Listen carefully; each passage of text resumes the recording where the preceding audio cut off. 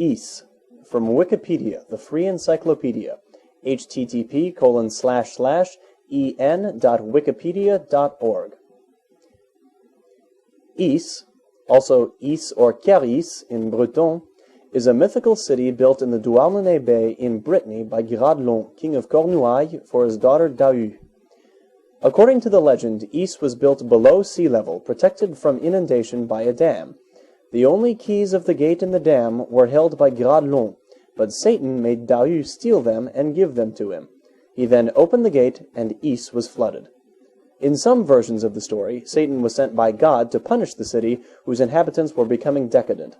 Other versions of the story tell that Douarnenez stole the keys either at her lover's request or in order to open the gates of the city to let her lover in. The only survivors were the king Breton, who was advised to abandon his daughter by Saint Guénolé and Saint Guénolé himself. Breton then founded Quimper on his death. A statue representing him on horseback looking in the direction of Ys was erected on the Saint-Corentin Cathedral and still stands there.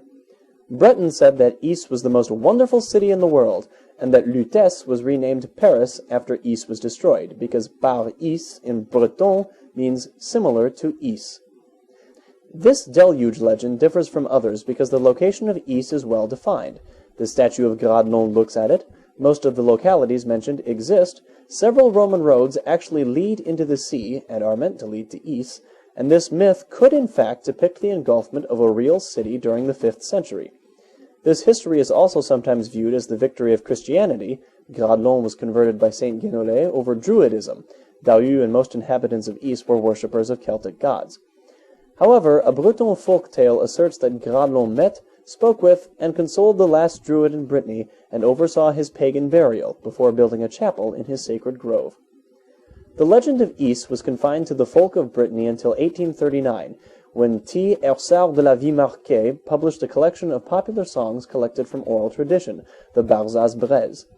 The collection achieved a wide distribution and brought Breton folk culture into European awareness. One of the oldest of the collected songs was this tale. The medieval poet Marie de France also wrote poetry and stories based around the Ys legend. 4 years after Luminet's painting scored a success at the Salon of 1884, on May 17, 1888, Édouard Lalot's opera Le Roi d'Ys, based on this legend, premiered in Paris.